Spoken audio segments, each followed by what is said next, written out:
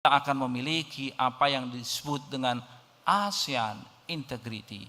Di samping kita putra Indonesia, but we are united in ASEAN.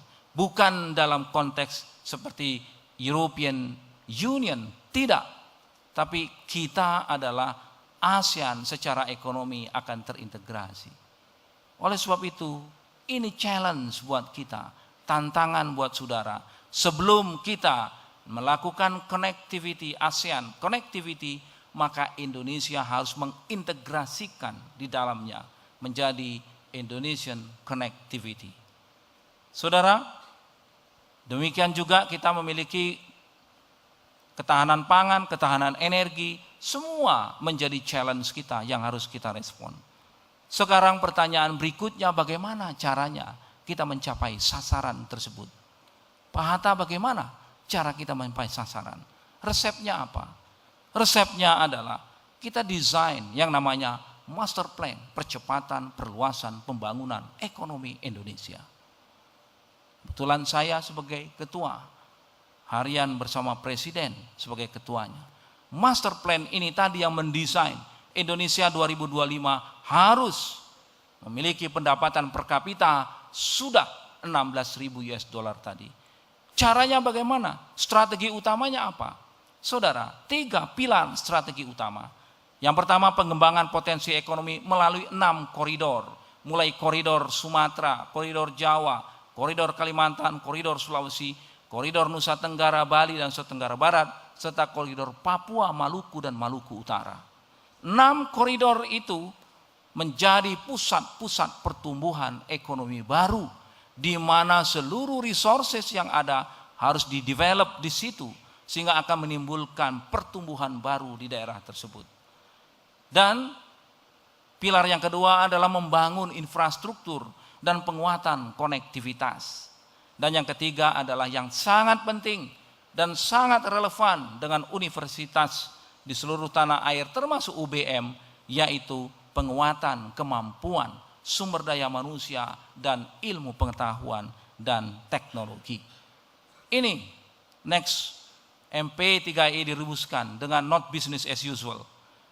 Kita ingin peningkatan value added, kita ingin mendorong inovasi, kita ingin mengintegrasikan pendekatan sektoral dan regional, kita ingin memfasilitasi percepatan investasi. Pada tahun ini saja, semester 1 kuartal ini saja, investasi yang masuk ke Indonesia 32,8% lebih tinggi dibandingkan kuartal pertama pada tahun 2011. Artinya dengan pertumbuhan pembentukan tetap modal bruto akan tumbuh menjadi 2.800 triliun di tanah air kita. Sehingga pembangunan ekonomi kita akan berada pada angka sekurang-kurangnya 6,5%. Saudara kuliah di ekonomi pasti tahu betapa pentingnya investasi, betapa pentingnya ekspor. Ekspor Indonesia terbesar dalam sejarah Republik ini. Tahun 2011 kita mencapai 203 miliar US dollar dan kita selalu surplus di dalam neraca perdagangan. Saudara sekalian, modalitas itu harus kita manfaatkan sebaik-baiknya. Nah, ini strategi 1 saya tunjukkan, ini kita mengintegrasikan secara nasional. Bagaimana koridor-koridor tersebut, kita beri tematik koridor-koridor Sumatera, apa strateginya? Apa yang dibangun di situ? Koridor Jawa, apa kita khususkan? Koridor Kalimantan, apa Sulawesi dan Papua? Semua itu harus kita lakukan serentak dan tidak boleh ada diskriminasi di dalam pembangunan. Nah, oleh sebab itu saudara bisa melihat pada tahun ini pembangunan Jawa dan luar Jawa sudah berimbang. Jawa hanya 48%, luar Jawa investasinya sudah 52%. Kenapa bisa begitu? Bisa karena luar Jawa kita berikan insentif fiskal, kita berikan tax holiday, kita berikan berbagai macam kemudahan agar terdorong investasi di tanah Papua, di tanah Maluku, di tanah Nusa Tenggara. Karena saudara-saudara kita di sana pun menginginkan ada pusat pertumbuhan bagi kemakmuran mereka. Saudara, yang kedua adalah pengembangan konektivitas. Indonesia, locally we are integrated. Dan baru globally kita connected. Tidak boleh kita men-connected terlebih dahulu ke utara, Malaysia, Singapura, India, China, sebelum kita terintegrasi di dalam. Sebab ada yang disebut dengan geopolitik, ada yang disebut dengan geoekonomi. Secara ekonomi kita harus mengintegrasikan kekuatan kita. Dan yang ketiga adalah yang sangat penting, yaitu peningkatan kapasitas sumber daya manusia dan iptek nasional. Mandiri unggul artinya daya saing. Apa arti kemandirian? Saya ingin masuk ke bagian terakhir dan kaitannya nanti ke wirausahaan. Negara ini harus menjadi negara yang unggul. Negara ini harus menjadi negara yang mandiri.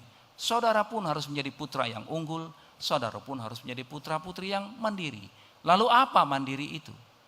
Apakah mandiri itu negara ini sekedar bisa melepaskan dirinya dari seluruh impor? Self-sufficient? No, tidak. Tidak, walaupun itu penting. Tapi bukan hanya itu.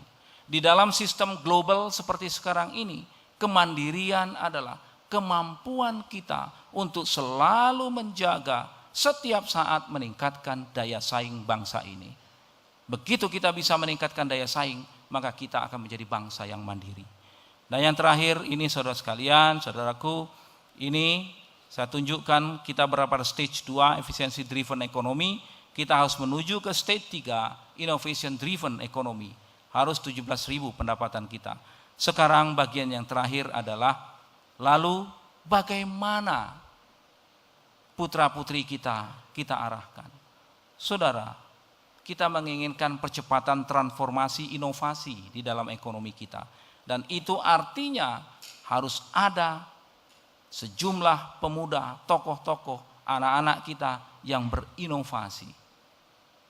Pendekatan knowledge menjadi kekuatan, keunggulan sebuah bangsa. Jadi kesimpulannya, seluruh resources tadi harus kita sentuh dengan knowledge sehingga akan menghasilkan inovasi. Dengan demikian maka ekonomi kita tertransformasi menuju knowledge atau innovation driven economy. Itu kata kuncinya untuk menuju kepada negara maju. Dan itu